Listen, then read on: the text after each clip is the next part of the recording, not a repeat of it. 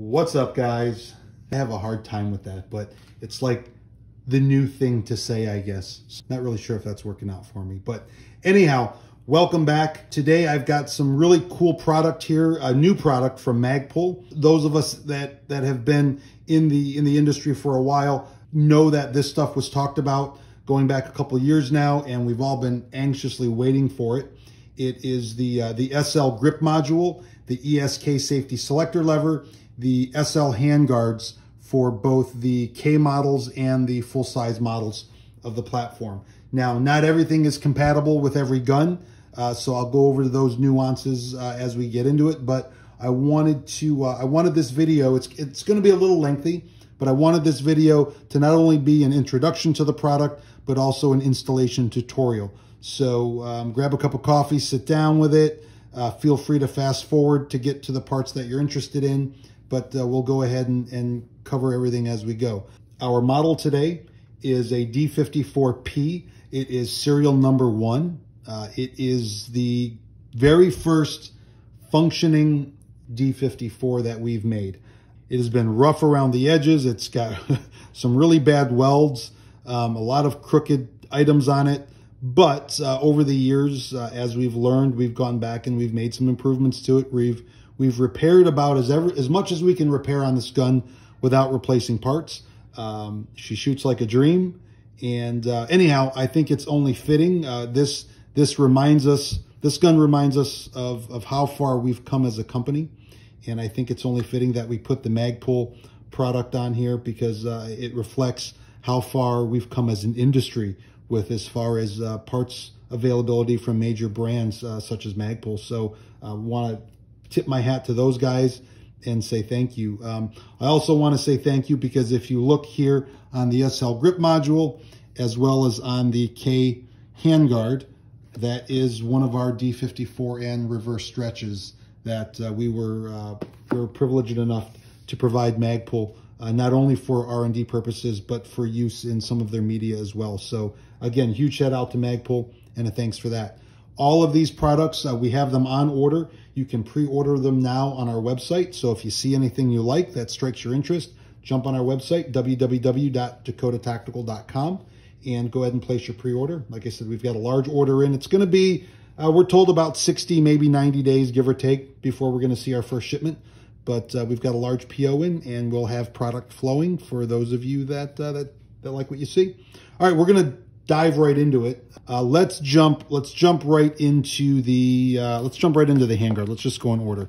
So we're going to start with the SL handguard for the MP5. Now, this will fit the HK94, the MP5, and the D54, which isn't listed, but the D54 and other clones. So pretty much, if you have a gun that accepts a full-sized MP5 handguard, be it a roller lock, airsoft, the 22 caliber versions, if a factory full-sized handguard fits it, this should fit it. That includes HK53s and the other variants alike. Let's tear into this, and I'm excited to show it to you guys.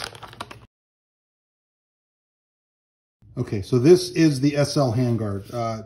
Typical Magpul durable polymer construction. Has all the typical features that you would find in an MP5 handguard, such as the mounting block and what have you. It does include this screw pack. Looks like a long threaded female bolt with the male screw at the end for clamping it to the gun. I like push pins, so I'm gonna see if the push pin works.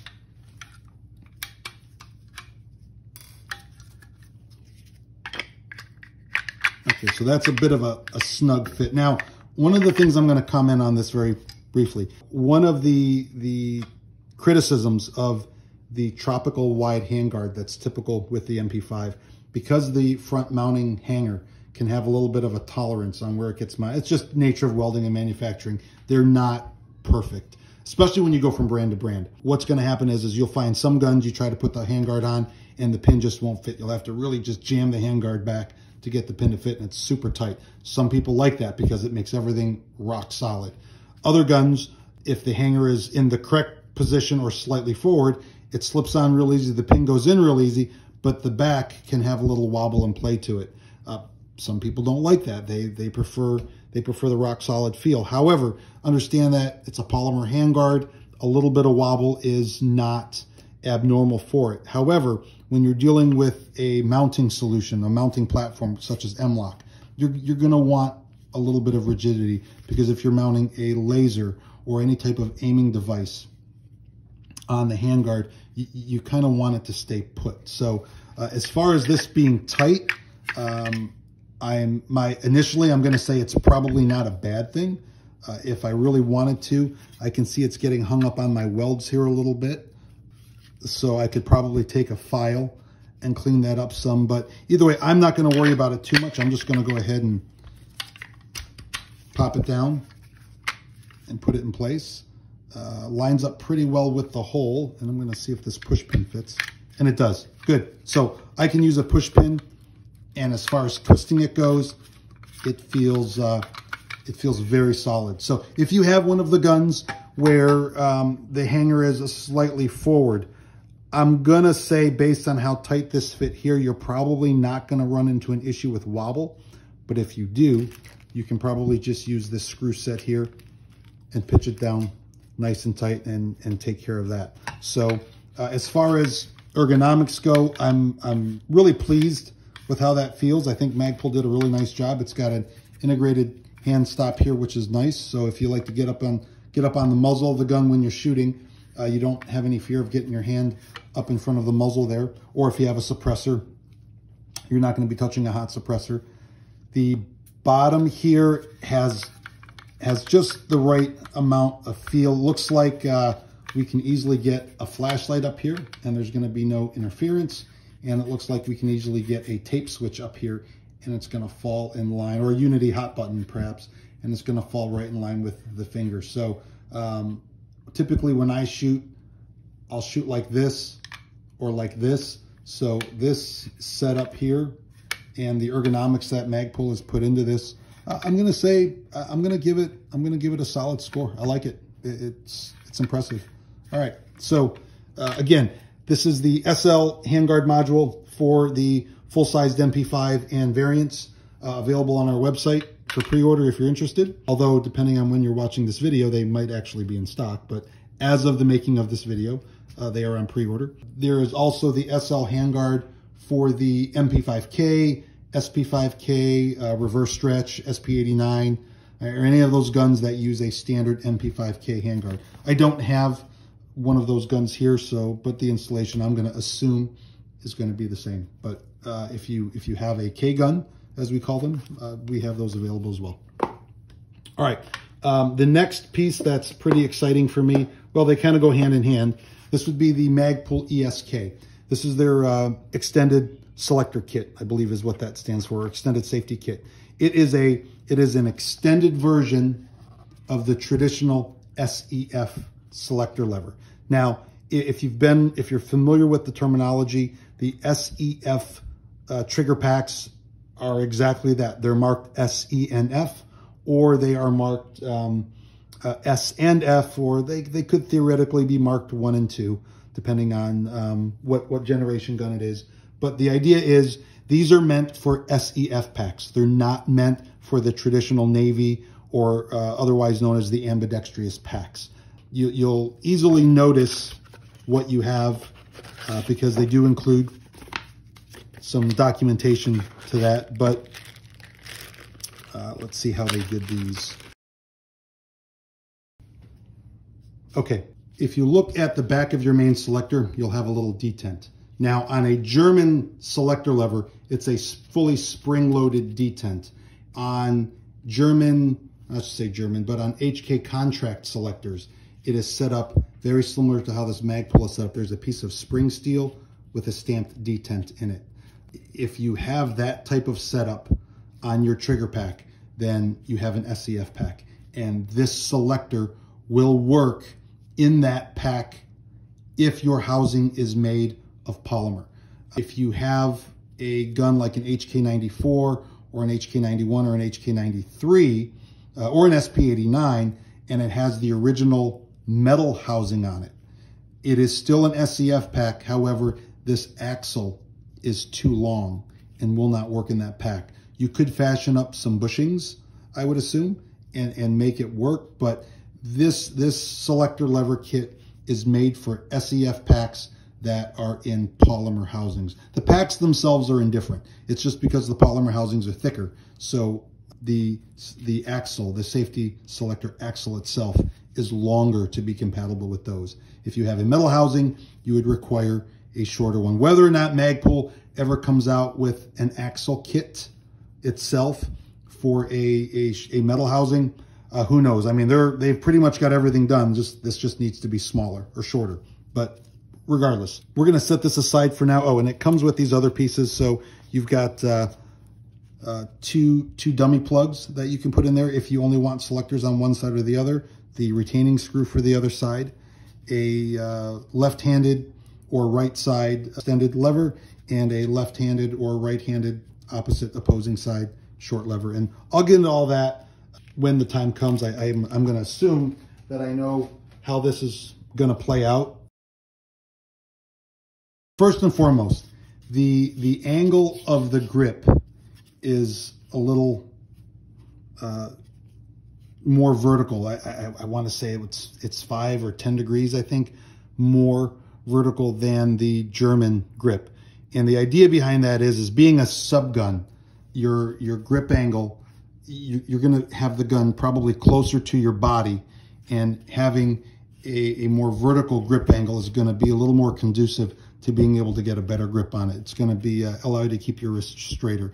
Not that there was ever a problem with the German ones, because I've never found it myself, but I like the idea that they're taking and bringing modern day ergonomics into the platform. So I'm pretty happy to see that as well. I do like the fact that it's textured and gripped. If any of you are like me and have shot MP5s in 90 to 95 degree weather, when your hands get sweaty or your gloves get a little worn, they get slippery in the hands. And I would assume that the tactile nature of this grip is going to prevent that. There is a storage compartment in the bottom. I've always had a problem getting Magpul storage compartments open, and this is no different. So I'm not gonna embarrass myself on camera. I'm simply gonna say that there is a storage compartment down here that gives you access to here, and my understanding there's also a bottle in here. It includes a little bottle. So if you want to get your 1960s and 1970s on, you can keep that full of lubricant or detergent of some sort for the gun and keep it in here. Construction seems very well. Steel cross plate, which is also similar to that of a German. Steel rear tang, which is also similar to that of a German. Now, I'm going to note that this is for HK94, HK93, HK91, D54, D54SD, any semi-automatic roller lock that follows the 1980s traditional HK semi-shelf construction. This will work on. Now, the SP5, the Zeniths, and the POFs, the location of this shelf may vary a little bit. So there may be some modifications that you have to make with a file to this plate, because this plate will actually set up on that shelf, and it'll give you that stability. So if your shelf height is wrong, you're going to run into some fitment issues. My rule of thumb, and this is with anything that we carry on our website, we try to look at products, and Magpul did the same with this, based on the 1980s era import. So if the parts that you have or the gun that you have will readily accept parts that will fit a 1980s era HK gun, then you should have no problems fitting this. But again, it is not for factory full auto dual push pin guns, as we call it. Dual push pins means there's a push pin in the back, and then there is a push pin only. I know some of the imports have a push pin, but they also have a little bit of a shelf on the back, and that is required to support this. So, for example, full-size German department or issued MP5s. So if you work for a department or you're issued an MP5 and you're watching this video and you'd like to get this for your issued MP5, you cannot, because it does not have the ability to put a push pin in here. And I would not recommend buying one of these and simply drilling a hole and sticking it on your gun, because you don't have all the steel reinforcing up here that you would also find on a German housing. So again, but semi-auto, it's a shelf. It doesn't need to have it for what it's designed for. But again, not designed for genuine German MP5 machine guns, submachine guns, the semi-automatic variants, as well as if you have registered sear packs, because registered sear packs are also designed to work with the shelf. I have an SEF pack here, and we'll go ahead and put this in. Now, I have heard people say that they fit extremely snug, and I am going to confirm that it is snug. Okay, that not necessarily a bad thing, but it is snug. Yeah, it's very snug. Probably more snug than I like to, you know, when I clean guns and I maintain them, typically when you pull your selector lever out, you should be able to grab it by the hanger and pull it right out of the pack. This one will not come out. Not a bad thing. Some people prefer that. I prefer a little bit on the loose side. My guess is just, it could be just some bow from the ejection molding, what have you, but typically then you just stick a screwdriver in, give a little wedge and pop it. The pack works just way up and you can pull it out. But again, not a big deal. That's more personal preference. Here is the first side selector. I'm gonna put that in, give it a click. Okay, so right off the bat, I'm gonna point out that on a factory German selector lever, there is a little piece of material, a piece of steel right here. Forgive me if I keep going off of camera. I'm not looking at the camera, but there is a little bit of a hump right here, and I'll get into why that's there. I see they don't have it on here. Not a showstopper, but what that does, it prevents over travel when moving it to safe, and I'll explain that when we get there. But as far as okay, so that has a very nice feel to it. It's easy to manipulate. I can tell right off the bat that when shooting, that will be very, very easy to access and to flip. If you have any experience with German SEF packs, the detent, the spring-loaded detent is very stout in those. And a lot of times what will happen is number one, unless you have really long thumbs, you can't reach the selector lever. And then number two, you'll have to turn it to the side. So you have to turn the gun, flip it to fire, operate the gun. When it's time to put it back in the safe, you'll have to rotate the gun and flip it up. Not the case with this. So it looks very easy to manipulate with a single thumb. Now, getting to the other side, if this goes exactly how I think it's going to go, I'm going to bring up something else too real quick. There's a selector stop built in. So it stops. So you can rip that down on the fly and it's going to stop for you. Now, if you have a registered sear pack, you could file that off and you could take that all the way down to the full auto position. In a semi-automatic pack, the stop is pointless because the pack is neutered. Regardless if you flip it down into the full auto position, the pack is only going to operate in semi-automatic. So, but the fact that Magpul put that in, I think that's great. It alleviates a lot of potential questions that people may have when looking at it. So yeah, semi-automatic gun, you're not going to be able to take it down into the full auto position. But again, as I said, irrelevant if it's a semi-automatic pack. But if you have a registered sear pack, you can machine that off, file that off, cut that off somehow, and then take that all the way down into the full auto position. Okay, so I just wanted to point that out. Now, getting on this side, here would be the left side or the ambidextrous extended lever. I'm not going to put the screw in. I don't have an Allen wrench with me here. I'm not going to go off camera to get it, but there you have it. Now, in semi-automatic, it's probably irrelevant. It's not going to get in your way. But if you're a sear pack owner and you knock that off and you rotate that all the way down, then what you're going to run into is very similar to what you have in AR-15s, is you're going to have a selector now that digs into your finger. So you're going to use the short selector. This will still give you the ambidextrous controls, but now when it moves down, it's going to stay out of your way. If you just prefer not to have it at all and you want traditional SEF, you can just put the dummy button in. If you want to color fill that with white, you can, but there's a line cut into it, but there's a dummy button, so it looks like a traditional SEF pack. Now, if you're left-handed, you can remove that screw, pull that off. You can put the short side, long side on there if you want long. You could even put the short side on there, you know, if you want short. Same thing goes if you're a right-handed shooter. So you've got all, you can cover just about every combination that you could ever dream of with this kit. I like it. Probably thus far, this safety selector lever is one of, I think, the most brilliant items that they decided to bring to market. So it's going to solve a lot of headaches for a lot of shooters when it comes to this platform, as well as with SEF packs. All right, let's. The next thing is fitment. Let's put it on the gun and see how it fits. I'm going to grab a bolt carrier here. Drop that in the gun. Now, how these go on, as I was telling you, it's a shelf.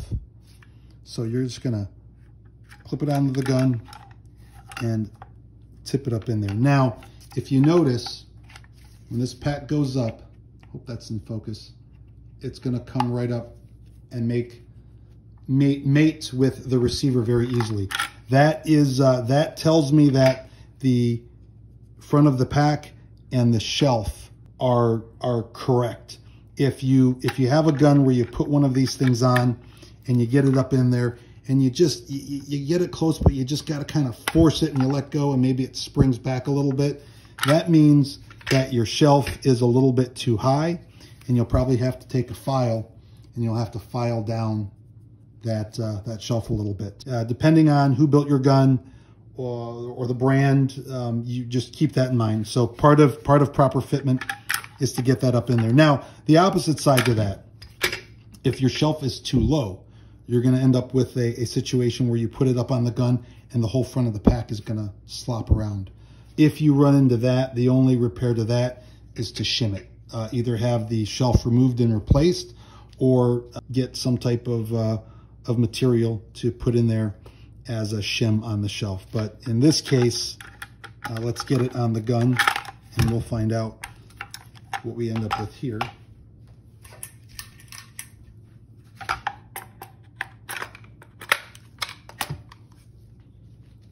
And I'm working, in case you weren't aware, I'm working around a tripod here. So if you keep seeing the camera vibrating, it's because I keep hitting the tripod. All right, so there we have it. Inherent to, no matter what people say, inherent to 80s era HK guns, any gun that utilizes the shelf, having a little bit of back and forth play and having a little bit of up and down play when you're dealing with parts that were not precisely made to fit each other on that specific example, there's going to be a little bit of slop. On a German MP5 machine gun, submachine gun, you have a pin that goes through the front. So all of that slop and play is removed. But on a shelf gun, it is just inherent to tolerances and all the other things that are involved. So if you do find that you get a little bit of play front and back or a little bit of play up and down, it's not the end of the world. As long as it's not, you know, like a loose tooth, you're fine. So let's go ahead and check the fit on this gun. Forward and back, it's nearly non-existent. Up and down, you can hear it. But I would say this is probably the perfect fit. When we build our guns, we do use a fixture that we try to get the shelf in the spot as close as possible to an 80s era gun, but with welding and things, I mean, they do shift and move a little bit.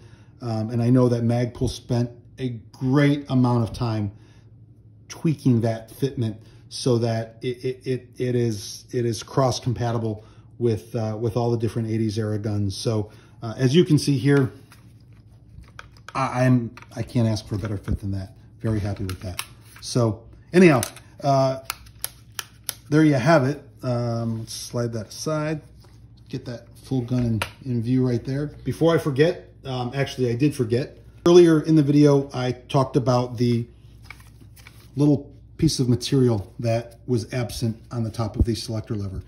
If you look, there is a bump out on the receiver. If you have a gun that you're upgrading with these accessories, you'll see that when you put the gun in the safe position, the little bump out comes into near contact. The little extra material on the lever makes contact with the bump out. And what that does is it prevents you from rotating the selector lever past the safe position. It is not overly critical, because by doing so, you're still not disengaging the selector lever. It's not going to pop out of the gun. But if you're operating very quickly and aggressively, and you do move it into an over travel position, that is the reason why. If you liked the video, subscribe. We're not highly active on YouTube, but when we do create content, we try to make it practical and informative. Visit our website. At the time of this recording, we do have product on order with Magpul, so you can place your pre-order now, and we're hoping 60 to 90 days, give or take, we'll have that stuff in. Be on the lookout. We are tossing around the idea of offering yet another version of our D54 that will include the Magpul furniture already with it. So that's a pretty exciting move for us to offer an OEM version of our guns that comes complete pretty much as you see here. But that's a wrap. I appreciate everybody watching. And again, if you like what you saw, hit the subscribe button, and we will see you next time.